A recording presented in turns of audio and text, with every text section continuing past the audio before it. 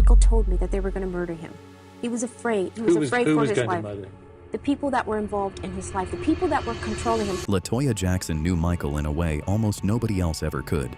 She was there long before the fame, watched his life completely change, and saw things happening behind closed doors that the public never knew about. Over the years, she has shared stories about Michael that are surprisingly uncomfortable and even disturbing. And because these memories come from his own sister, some of them reveal a side of Michael that interviews and cameras could never fully capture. I knew something terrible would happen at the end, not to mention the fact that Michael constantly told me, Latoya, if I die, they're going to murder me, they're going to kill me. He would tell me that, Barbara, and that's when Michael passed. When I found out he had actually passed, I said, no, it wasn't an accident. He was murdered. Your brother was murdered. I always believed that from day one. I said, I'm not going to accept anything else, Barbara. They could have told me a heart attack. They could have told me he had fallen off a ladder, and I would have said, no, it's not a heart attack. He was murdered. One of Latoya's most disturbing stories was that Michael had apparently been warning her that he believed his life was in danger. At first, she didn't take him seriously. She couldn't imagine anyone actually wanting to harm Michael, and eventually, she realized he wasn't joking. But he kept bringing it up, and according to Latoya, his fear centered on one thing: his extremely valuable music publishing catalog. Well, first of all, he told me over and over and over. When he first told me, Latoya, they're going to kill me, I said, who, Michael? First, I thought you're Michael Jackson. Nobody in their right mind would ever think of doing anything like this to you. That's what you think. He says, no, but you don't understand. And then I saw how serious he was. He said, it's bigger than what you think. I said, well, Michael, what is it? He said, it's my publishing. They're after my publishing. They want to take it. As you guys know, my brother had one of the largest catalogs in the world, meaning music-wise. The Beatles collection was one of them. He owned the Beatles, yes. Yeah. There's an elevator music that you hear, just everything, basically a piece of every artist. After Michael died, those conversations took on a completely different meaning for Latoya. She never believed Conrad Murray explained the whole story. In interviews afterward, she openly said she believed other people were involved and suggested Murray may have been used as the fall guy. For Latoya, what made that possibility difficult to ignore were the warnings she says Michael had already given her. Well, you don't think it was Dr. Murray who did it? Well, I think there was a conspiracy, right? Absolutely, Elizabeth. It was a conspiracy, and a lot of people were involved in this, and they know who they are. And they're very afraid of what I might say, of what my brother has told me. Was he used in your mind, Dr. Murray I'm speaking of, as the sort of hitman in terms of this conspiracy? I think, honestly, in my total belief is that Dr. Murray was just the fall guy simply because he knew what was going on. But I don't know to what extent. And Latoya's claims went even further. She said she knew another person had been inside Michael's home around that time, although she made clear she wasn't accusing that person of doing anything. What bothered her just as much was the situation around Murray. She couldn't understand how a doctor could supposedly have so much freedom around an artist preparing for a massive comeback. And according to Latoya, Michael had even reached a point where he didn't want Murray around him anymore, yet she says he was still being kept close. But doesn't it boil down to who actually administered the propofol? Exactly. Right. Well, who actually injected it into him completely? Which would be that would be the person who would be tried. Somebody was in Michael's house outside of that doctor during that time. Now that I do know, and I know who that person was that was in his house. Now whether that person did that or not, that I don't know. First of all, let's look at it this way. If Dr. Murray, let's think about something. Now, if you're hiring an artist to sing for you and go out and perform, and you hire a doctor as well, the first thing you tell that doctor, if he asks for an aspirin, don't you give it to him until you consult us. That's the first thing. Why would you let a doctor be in there knowing that he's doing this and allow that to happen? Your concern would be more or less, don't give him anything. Why are they just letting this doctor do whatever he wants? Even when Michael said, I don't want the doctor around me, this is what he was being said the last days, but no, you gotta have this person with you. But Murray wasn't the only person Latoya was suspicious of. When Piers Morgan asked why she believed Michael's death wasn't simply an accident, she went back to the warnings she said Michael had given her himself. According to Latoya, Michael had become afraid of some of the people around him and felt they were gaining too much control over his life, including his finances. She connected it to experiences in her own life, saying she understood how someone could slowly become surrounded by people making more and more decisions for them. To Latoya, that was why Michael's warnings before his death were so difficult to ignore afterward. People come into your life, wiggle their way in, control you, manipulate, control your funds, your finances, everything that you have, and you must do what they tell you to do. And that's what Michael was going through. And he knew that everything that was happening to him was not kosher, it wasn't right, and it disturbed him greatly. And he kept saying it over and over and over again. Yes, Dr. Murray was the fall guy, but it's more to it than just that. He named names. He told me people. He told me to be careful of this one and that one. And in the beginning, I didn't, it's not that I didn't believe him. Who were the people that he was saying?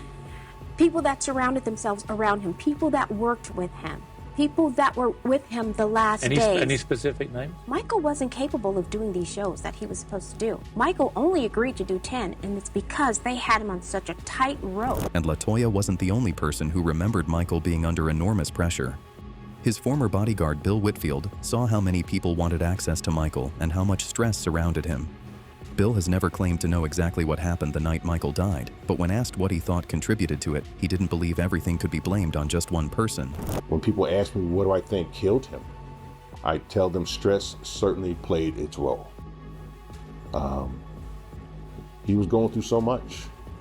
There were so many people that wanted a part of him, trying to control him, trying to control me. I don't know the true dynamics behind his passing, but I do believe there was several pieces of involvement, not just one person. Michael's father, Joe Jackson, also claimed the family was having trouble reaching him. According to Joe, getting direct access to Michael had become increasingly difficult. He even claimed that shortly before Michael died, Michael had asked someone to call his father because he believed Joe could help him get out of the situation he was in. Joe says that message never reached him. What stayed with him afterward was the feeling that there had been a wall around Michael. He says the family tried to reach him, but the people surrounding Michael made getting through much harder than it should have been. Michael tried to reach me. He says, call my father. This is before he passed. He would know how to get me out of this. But they didn't get in touch with me. They said they couldn't find me, but I was right there. And what bothers me, when he called for my help, I couldn't help him. Family couldn't get to him like they should have. And I think that was very wrong for that to happen. But I guess that they had a motive to keep family away, but I guess because they was saying to the fact that too many families hanging around may cause some type of a disturbance for what we're trying to do with this young man, yes. That was one reason Latoya became so outspoken after Michael's death. She kept returning to the warnings she said Michael had given his family about the people around him and the control they had over his life and money. She publicly argued that Murray was only one part of what happened, although her wider claims went beyond what was established in Murray's criminal case. Who murdered your brother? I don't know exactly who. I think there are more players involved than we know. This is just my opinion. This is what I feel. I know what Michael was afraid of. I know that when you're in a position... What was he afraid of? He was afraid of his life. He would say, I'm afraid of my life. I'm afraid they're going to assassinate me. I'm afraid they're going to kill me. He would always say that, Barbara. Something went wrong. It has been reported that Michael's eldest son, Prince, was summoned by Dr. Murray to help resuscitate Michael, Prince's own father. That must have been a terrible experience for him. Is it true? Yes, he did call Prince. He watched him do this, Barbara, and you don't do that to a child. You don't do that to a child, especially when you knew, prior to asking that child to come up, that Michael was no longer alive. You feel that Michael was dead long before he went to the hospital? Oh, yes. Latoya also rejected the idea that Michael's family had simply stood by and done nothing. She claimed they had tried to intervene many times but were repeatedly kept away from him. She also recalled being surprised that Murray wouldn't sign Michael's death certificate, saying she ended up signing it herself. And when asked who she blamed, Latoya made it clear that her anger wasn't directed at Murray alone. Latoya, you signed the death certificate. Yes, I did. The doctor wouldn't sign it. Dr. Conrad Murray would not sign the death certificate? No. Did you find that strange? Everyone did. Barbara, I blame any and everybody who was instrumental in Michael's life, providing him with drugs. because it was wrong. Your brother was a wonderful and sweet person, you say, but he was a drug addict. Barbara, he had 8 brothers and sisters. Couldn't anybody help him? Couldn't anybody intervene? Couldn't anybody do anything? We tried many, many times to intervene, and we were kept away. My father tried more than anybody else. He would go almost every week and try to intervene. Michael was a grown man. Does he bear no responsibility? Your brother asked for these injections. Barbara, I can ask you for $1 billion, but you'll say, no, Latoya, I'm not giving it to you. They're doctors. This is going against their license, Barbara. You don't do things like that. In fact, Latoya eventually became much more direct about her theory. She called Murray a fall guy and claimed Michael's death had been planned. The reason she kept coming back to Michael's publishing catalog. According to Latoya, Michael had repeatedly warned her that people wanted control of it and believed they were willing to get him out of the way to take it. Whether or not her theory was correct, Latoya was convinced those conversations with her brother meant his death involved far more than one doctor. This was definitely something that was premeditated, that they had planned to do, and they planned to take my brother out, and my brother knew it. And that's why he told me repeatedly and repeatedly and repeatedly that this was going to happen to him. He explained it to me. He explained it's because of my catalog, which is my publishing, and they're after it, and they want it, and they want their hands on it, and they want to take it away from me. And according to Latoya, Michael's behavior before his death was what finally made her take his warning seriously. She remembered someone who had always been playful and loved things like amusement parks, but she remembered him becoming increasingly withdrawn, nervous, and genuinely frightened. Every time she tried to reassure him that nobody would dare hurt someone as famous as Michael Jackson, he brought the conversation back to his catalog. According to Latoya, the more she saw that fear for herself, the harder it became to dismiss what her brother was telling her. He truly thought he was going to be murdered. Oh no, I did. When he first told me, AJ, I have to be honest, I didn't believe it. I said, Michael, come on, you're Michael Jackson. Who in the world would do this? Nobody would try to kill you. I mean, it would be world news and everybody would know about it. They're not going to do it.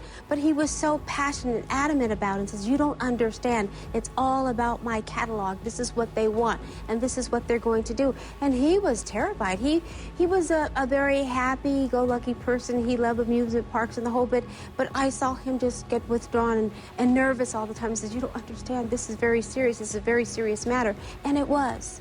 And the more he spoke about it, the more I began to believe him, the more I saw that it was true. When he started mentioning how and when it was going to be done, how the things that they were doing, yes, of course. But one television appearance took an especially strange turn. As Latoya started going deeper into what she believed had happened to Michael, Whoopi Goldberg suddenly stepped in and told her to stop. Maybe Whoopi simply thought Latoya was saying too much on live television, but the timing made the moment hard to ignore. I'm really intrigued because you say that there was somebody at this house and you know who it was. Can you say who it was? No, I cannot say, because there are other people in the house as well.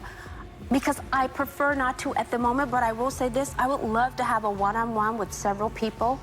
One person I would love to have. Safe? I would love to have a one-on-one with probably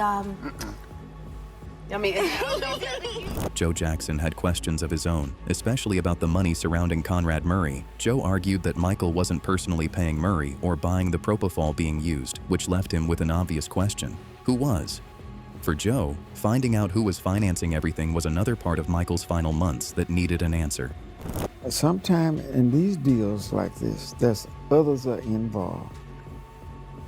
Michael was not paying Dr. Murray. Michael wasn't buying this propofol. And that's what we has to find out, who was paying for all this stuff. Joe's questions went beyond the money. He also questioned the timeline of Michael's final hours, especially after hearing about Prince's reaction when he was brought upstairs. Joe believed Prince didn't seem to understand that his father had just died, which made him wonder whether Michael had actually died earlier than they were being told. He even raised the possibility that something was being covered up. But what's so strange about this is, when Prince went up there, he didn't even know his father. That tells me that he's been dead longer than what they pretend. It could have been a cover-up there, you know. I don't. Katherine Jackson saw things differently. She didn't believe Conrad Murray had intended to kill her son, but she had no doubt that his negligence played a direct role in what happened. She couldn't understand why a doctor would take that kind of risk with Michael's life in the first place. Katherine also questioned Murray's account of how long he had been away from Michael, believing it was much longer than he claimed, especially after learning about the phone calls he was making that night. Dr. Murray, well, no matter how you cut it, he was guilty of Michael's death. I don't think he intended for it to happen, but he was negligent. He knew it might happen at any time or it might not happen, but you don't take chances. I think he lied about the 2 minutes. I'm sure he did. But it was much longer than that. Then he was talking to his girlfriends on the phone. This is terrible. Katherine's frustration with Murray went beyond what happened that final night. She questioned why, knowing Michael was struggling so badly with sleep, he didn't send him to someone who actually specialized in treating insomnia. Instead, Murray continued working directly with Michael, and Katherine believed money had a lot to do with that decision. With Murray reportedly set to receive $150,000 a month, she felt he had a financial reason to stay involved rather than step aside and find Michael the kind of help he really needed. Dr. Murray, I guess, wanting money and being greedy, he had to be greedy because $150,000 a month? Why didn't he say, well, Michael, if you can't sleep, well, let's go and see a therapist for that. Or let's go and see a doctor that specializes in that. A doctor that specializes in insomnia or whatever. But he never said that. He wanted to take it on his own because he wanted to make money. All the pressure that was on Michael was affecting him for no sleep, but that could have been part of it. And for Katherine, what came out during Murray's trial only made those questions harder to ignore. She pointed to the amount of propofol Michael had been receiving and believed Murray, as a doctor, should have understood how dangerous it was to leave him unattended after giving him such a powerful anesthetic. Murray maintained that he had only stepped away briefly, but Katherine didn't believe that timeline. To her, the evidence suggested Michael had been left alone for much longer, and that was a risk she couldn't understand any doctor taking. I can only say that during the time of Dr. Murray, they brought it out in court that he was giving Michael a lot of propofol. And he should have known better. And knowing that medicine can stop your heart at any time, he should have known he couldn't leave him. But he left him, not only for 2 minutes like he said, but it proved that it had to be for a longer time than that. Stories from people around Michael raised more questions about his medical care. Matt Fiddes remembered injuring his arm while visiting Michael and said a doctor quickly prepared a Demerol injection for him. According to Matt, Uri Geller stepped in and questioned why such a strong painkiller was needed for a relatively minor injury. Years later, Matt said that experience made him wonder about the treatment Michael himself had been receiving. And I was in another room with Uri Geller, actually, and a doctor comes in. He says, "Oh, Mike says, I need to come and see you've hurt your arm." He goes, "Yeah, I've my head." He goes, "Oh, you've torn some tendons." He said, "I can fix that." And he started drawing a syringe. And Uri Geller said, "What are you doing?" He goes, "Oh, I'm just going to inject him with Demerol." He said, "No, you're not giving Matt Demerol. Go away. No way. That's not meant for this. Paracetamol, minor painkillers is fine. Matt, you're not having that injection." I didn't want the injection. I'm scared of needles, you know. That time, I realized that this doctor, they were giving him stuff they shouldn't be giving him. But Matt described an even more frightening incident from 2003. He claimed Michael was given medication by a doctor and was later found barely breathing, with Paris alerting the people around him that something was wrong. Matt says Michael was revived without calling paramedics because they wanted to avoid the attention. He also claims people around Michael later confronted the doctor and told him to stay away.